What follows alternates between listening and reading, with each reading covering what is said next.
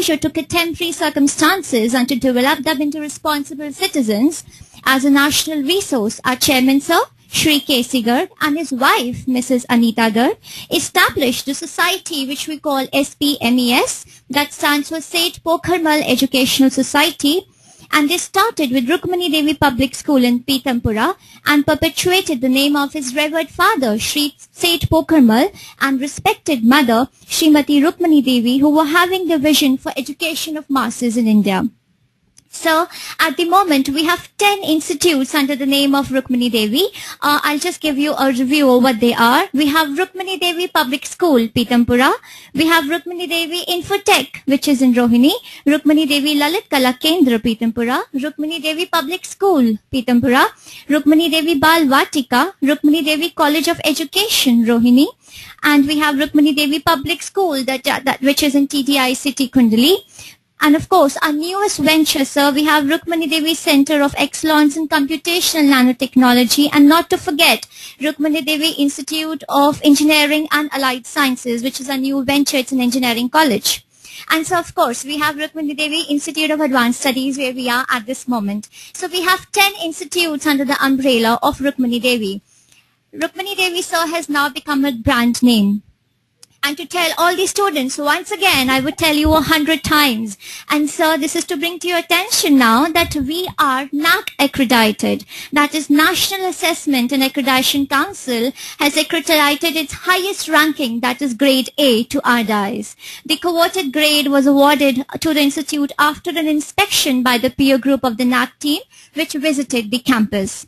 NAC, the autonomous body under UGC to assess and accredit institutions of higher education in the country, accredited our institute after evaluating on various parameters. They were educational processes and outcomes, coverage of curriculum, teaching, learning, and evaluation, faculty and TTR, which is teacher-taught ratio, research, infrastructure, learning resources, organization, governance, financial well-being, student services, and placements.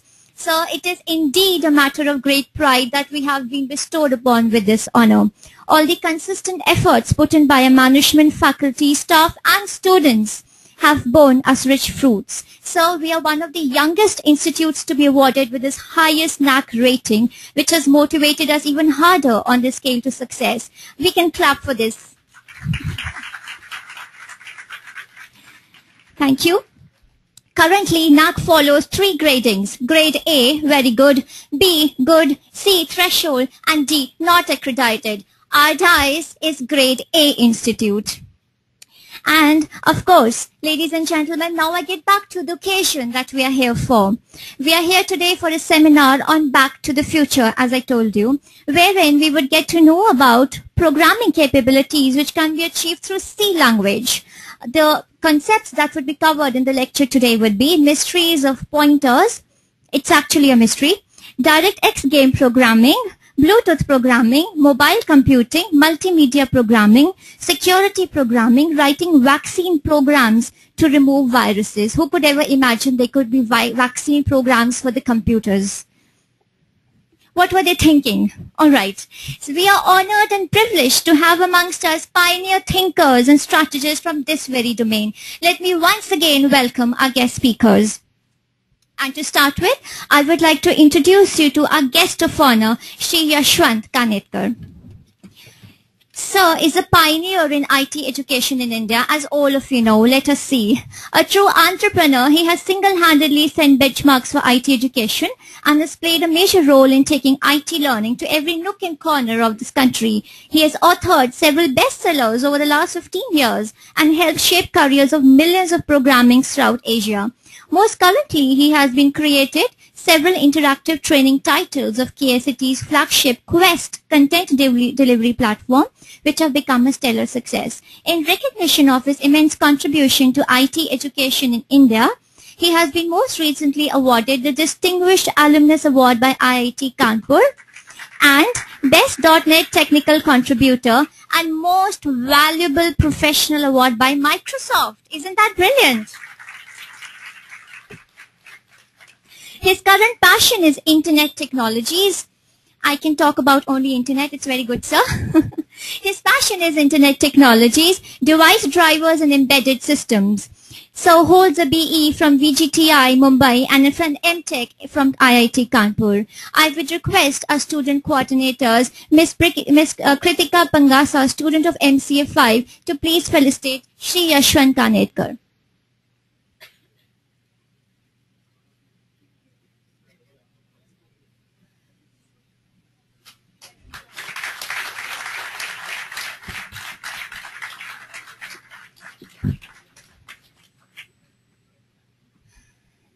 Thank you, sir. Thank you, students. And now I would like to introduce you to our guest of honor, Shri Ashang Dani. Sir has worked with product development companies like Brocade, Microsoft, Veritas, Dow Jones, etc. Shri Ashang left USA a few years ago to create a product company of his own.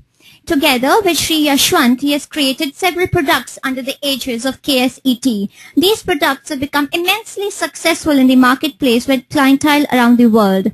Shri Ashang has authored more than 12 books, 19 Quest titles and 2 e-books. He has also developed solutions for avionics, real-time systems and embedded Linux. His current areas of interest include .NET technologies, Windows CE, device drivers and embedded Linux. Sir has been most recently noted for his significant contributions in Windows CE by Most Valuable Professional Award from Microsoft. Shri Ashang holds a BE in Electronics Engineering from VNIT Nagpur and an ME in Computer Sciences from IISc Bangalore. I would request students once again to kindly felicitate Sir.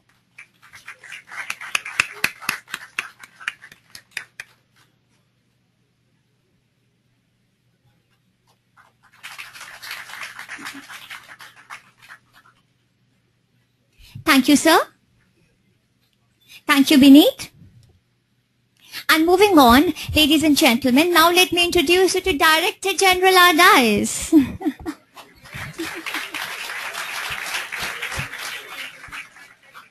We all know about Sir, but then the event is incomplete if we do not speak about him because he is a motivator behind things. And of course, our guest of honor don't know about him, so we should. A man of words and discipline, right? Director General Sir carries with him an experience of 35 years in the Indian Army. He is an engineer by profession, a tough army man by nature, but let me tell you, 1 or 2 encounters with him and he is very gentle. He has also served at top management level in Saudi Arabia. He holds a BE in Mechanical Engineering, an MTech in Industrial Engineering from IIT Delhi, and an MTech in Computer Sciences from IIT Bombay. He is currently pursuing his PhD in Management Sciences. I take pride and privilege to welcome Director General Ardais, Colonel Mahendra Singh. I will request students to kindly felicitate him.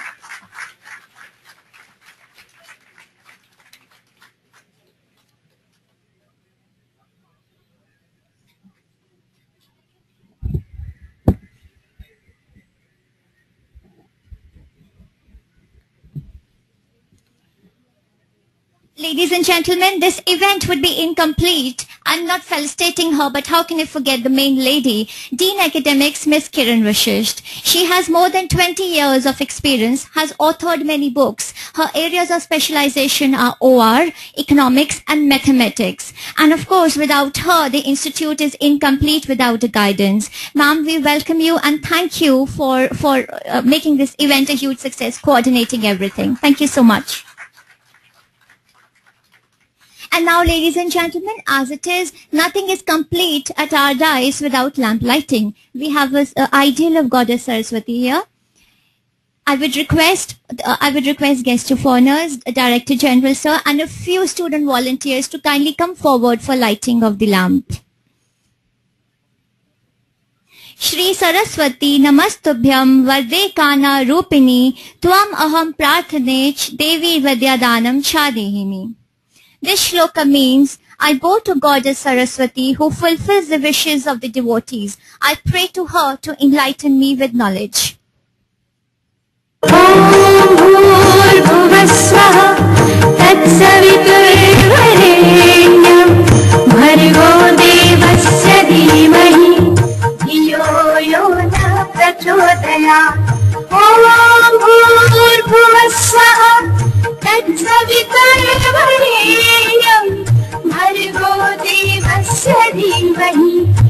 धियो यो नः प्रचोदयात् ॐ भूर्भुवस्सुवः तत्सवितुर्वरेण्यं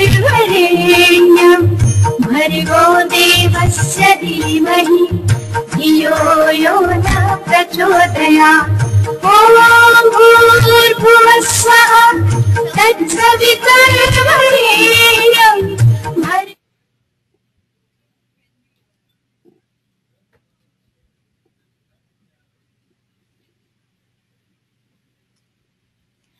After the lamp lighting ceremony and after invoking the blessings of Goddess Saraswati, Goddess sitting in white pretty flowers and red flowers and diya bati which we have done, I would request Director General RDI's Colonel Mahendra Singh to kindly say a few words and to declare the session open. Put your hands together for Sir, please.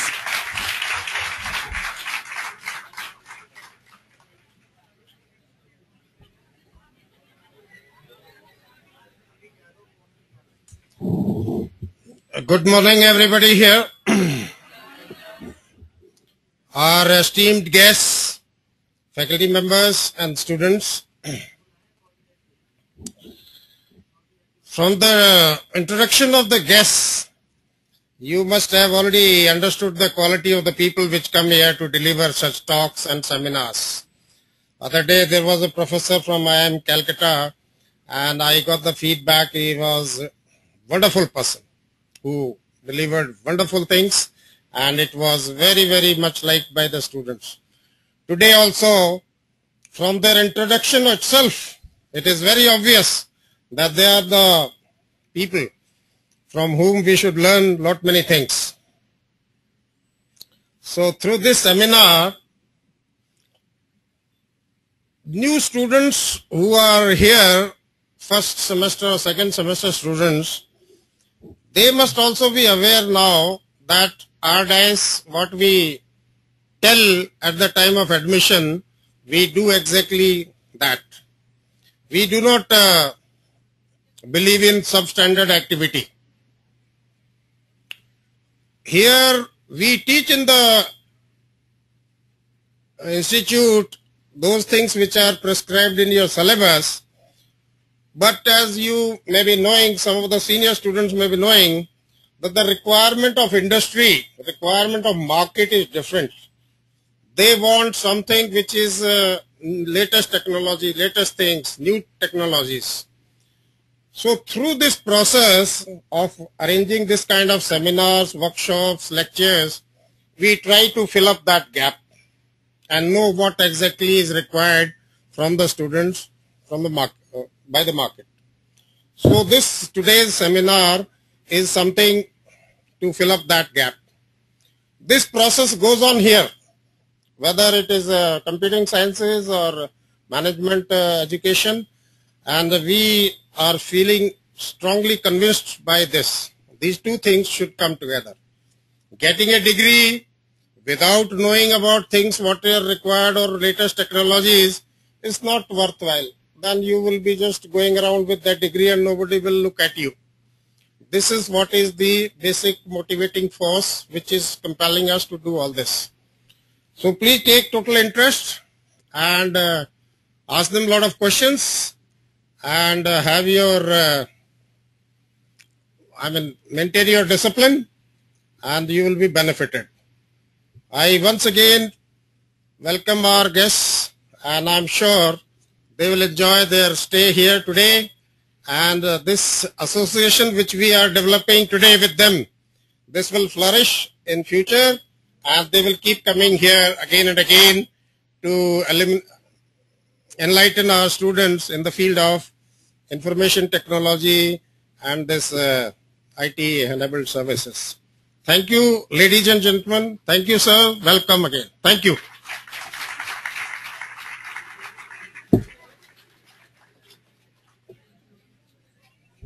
Thank you, sir. The first rule to interact with an army man. Yes, sir.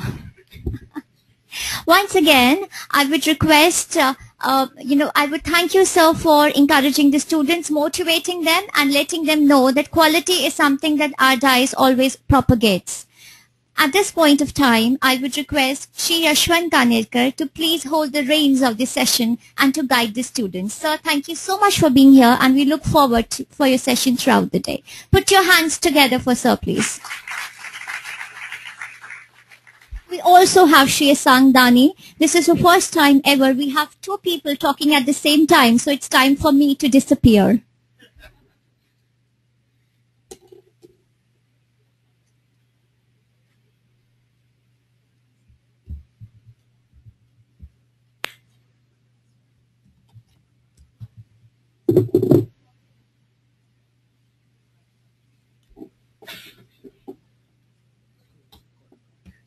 Call my code.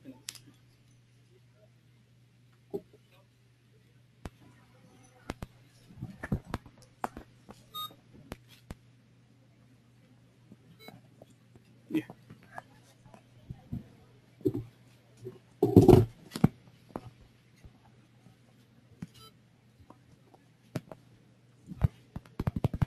Hello.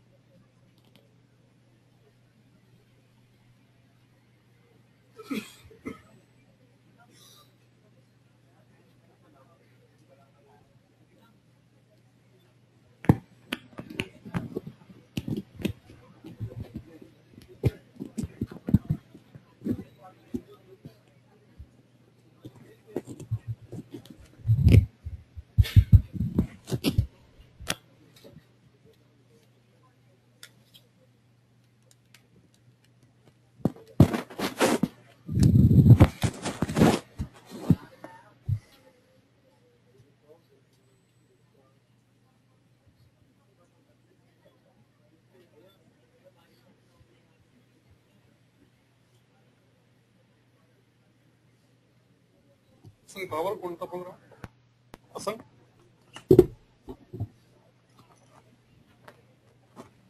Program कोणता तुझा?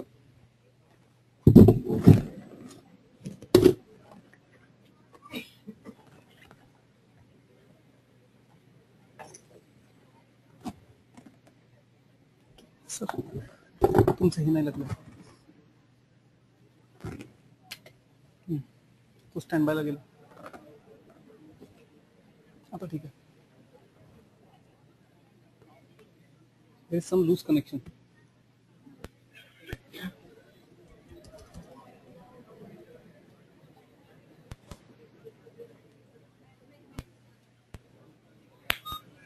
आता बदलून टाकते.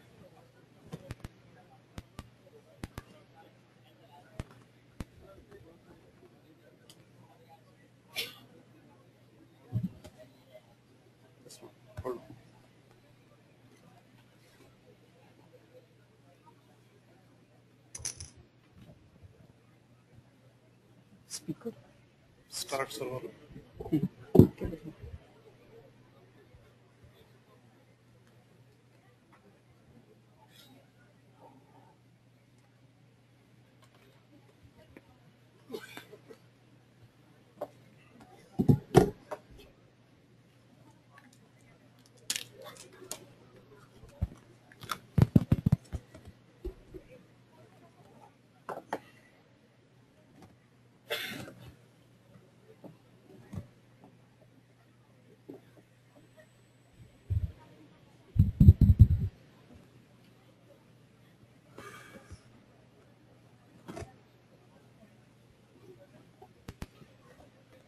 लक्ष ठेवा म्हणतात ते लक्ष ठेवा म्हणतात स्टँड बाय चाललं जाईल.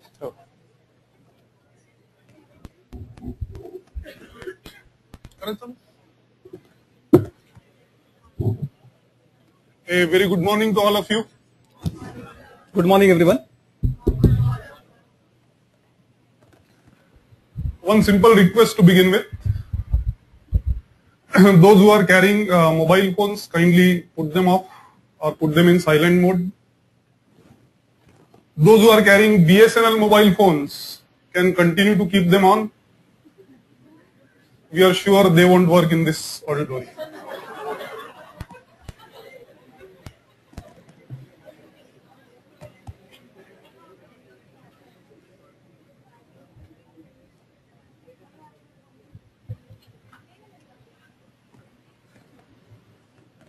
Today it's 2012. Mankind has always been fascinated by evolution. Everything evolves.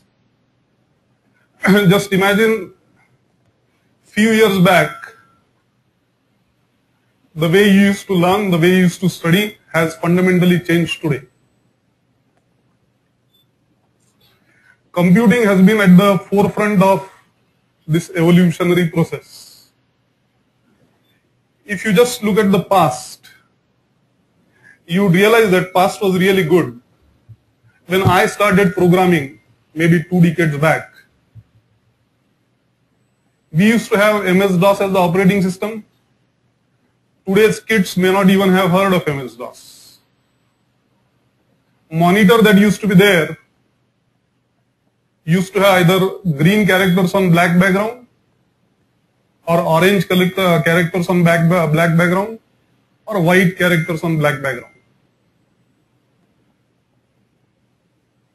Color television was the only place where you could see things in color. Monitors were never having any color in them, only 3 possible colors. But today you cannot imagine a single device which does not have a colored display, starting with mobile phone to whatever. Ultimately, mankind loves color, right? So, computing has also become quite colorful.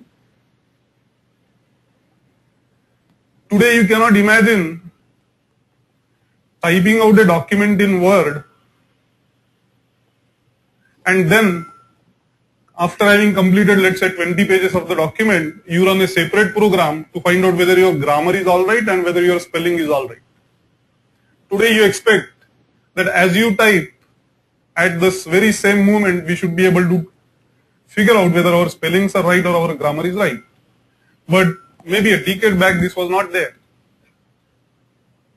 So past was good, no doubt, because for the first time, a common man like you and me could think of writing a program without getting into a highly technical computing environment, which used to be there in those days only maybe at IITs or a few more engineering colleges. Today that constraint has been broken. We have moved on, and today the world really is very, very challenging. You do not get to program only a very limited capability operating system like MS-DOS.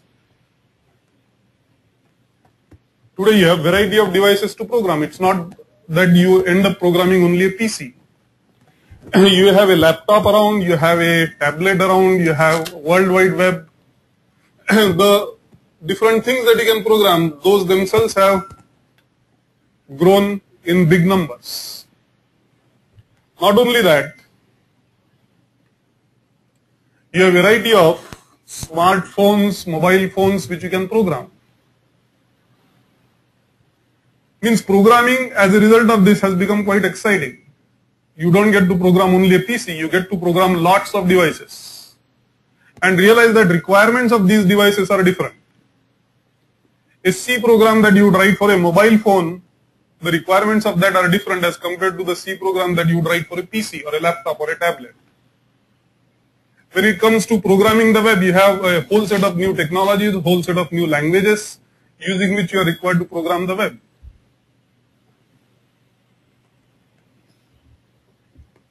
operating systems themselves are so many today. You not only have the Windows operating system and the Linux operating system, you also get to program exciting features that are there in the iOS or Kais or Android. So many different OSs are available which you can program, maybe through C language, maybe through other languages.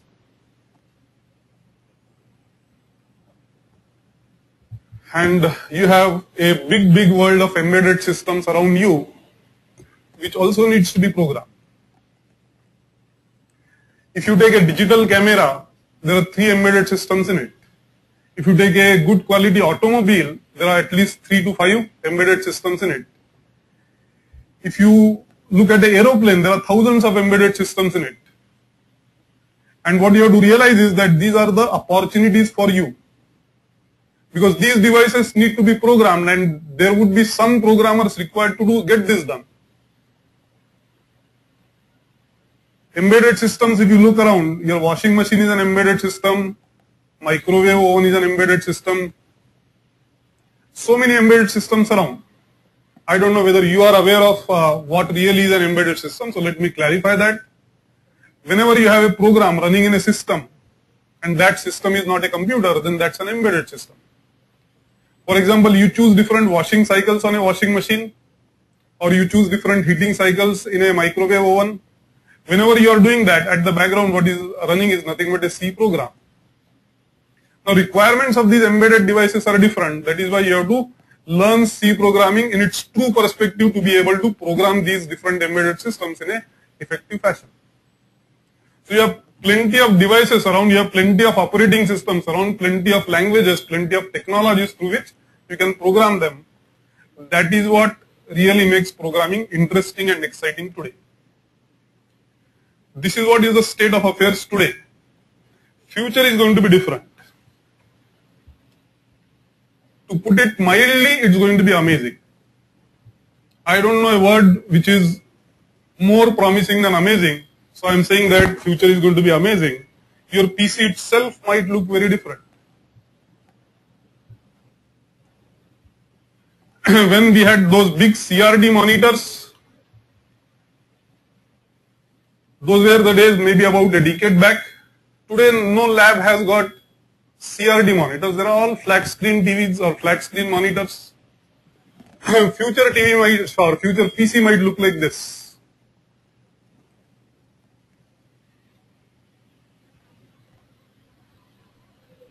Today you carry mobile phones. Tomorrow you may not carry mobile phones. You may actually wear mobile phones.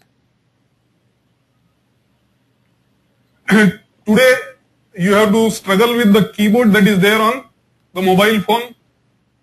Tomorrow there might be a mobile phone which just emits rays and then there is a virtual keyboard created here and you just have to tap on any surface where that keyboard is projected and you would be able to program that mobile phone. You might have mobile phones like this where if you want contact information, you don't have to struggle about it. You just pull out the mobile phone, a screen will come out and then everything about that particular contact person in your address book would be revealed. If you go to a mall or a supermarket, you might have LED walls. These are not actual products. These are just LED walls which are projecting the products. You may just have to touch, I want this, I want that, I want this. And by the time you reach the gate, all your things would be packed or maybe would be shipped to you by evening. This is where future of computing is going to be. This is definitely exciting, but what you have to sense here is an opportunity. An opportunity because all of these will have to be programmed. And all of you are aware that India is known as a software nation. MCA is a good degree to have to be able to program all of this stuff. Because by taking a MCA degree, you have definitely accepted one fact that you are not going to be in the hardware part of computing. Hardware is different. And India is never recognized as a hardware nation. Hardware Taiwan, China, Malaysia में जाकर के अब जमाना हो गया. So if you learn good VLSI technology today, Well, in India it may not make too much sense. India has a strength as a software nation. Hence, I think that MCAs are eminently capable of programming this because you have chosen software as your path. And if you learn how to program all these different devices, I think your future would be definitely bright.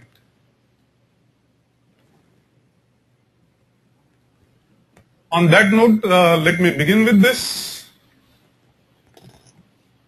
Because ultimately, just knowing all of this is not going to be enough. You should be able to program this. Being a user of some technology is a different matter. Being a programmer of that technology is a different matter. In fact, it's a totally different cup of tea. It's very easy to use a smartphone. It might not be that easy to program it. That programming, if you can do, I think you are on the right path. And we are throughout this day going to tell you as to how to transform the potential energy that you have in you into kinetic energy. Otherwise, we keep hearing from all platforms that India has a lot of potential. Youth in this country has a lot of potential. Sad story is this potential energy never gets converted into kinetic energy. And that is what we are here for. We are going to stake fire in your belly and see if you can take up this challenge and start programming all these different devices which are so exciting and so wonderful to program. Thank you, Kanetkar sir. ये थोड़ा cable इसका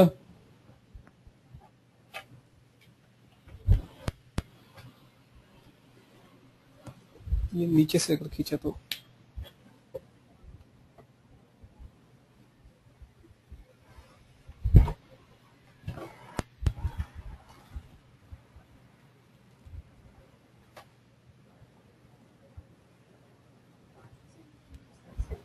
okay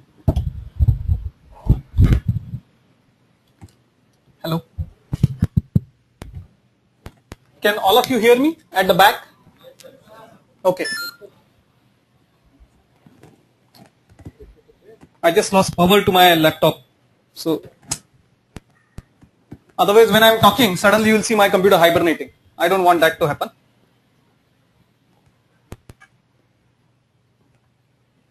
कहीं से cable पुल हुआ है. Adjust कर रहे थे. अभी आ गया. ठीक है. Sorry for the delay. So as Kanetkar sir was rightly telling you, the evolution is something that always fascinates us. But there is one aspect of evolution that I think we have to be very careful about. I am sure in your early childhood, all of you have studied how ape became a man, or of course a girl or a woman. Problem is, we can't start by being apes today in computing. You can't say that I am going to begin computing where it was 20 years back and then I am going to live that 20 years of evolution and then arrive at today. It just doesn't work like that. I could start my evolution 10 years back. Somebody else who was studying at that time also could start his evolution there. But today we have arrived where we are. So as students today, you have to begin at the current level. You can't begin in the past. If you are learning embedded systems, you can't build 8-bit microprocessors because we have 16-bit microprocessors already, right? So you have to study the latest things and know how to program with today's technologies. Now music is something that has fascinated mankind all along, even when there was no digital technology around. But today, I see every day I go for a morning walk or jog, I see in the park that everybody is listening to music. So music is very soothing, agreed. But when I see that, I see all of them carrying either their iPods or mobile phones and having their headphones listening to music, I always wonder what it must take to build a music player of your own. So the day when I asked this program to myself, I realized that I don't have a simple answer to that question. Looking at the way technology has progressed, there has to be a simpler version than what I studied some 10 years back when I was in college, because at that time I had to write a 500-line program to play music. So if I had to do the same thing today, it would be really a shame. So what is it that we have to do? What is it that it takes to build something like this today? So let's see how that works. So I'm going to first show you a demonstration, and I'm going to show you the program, the entire source code of that, which is written in C, by the way, thereafter.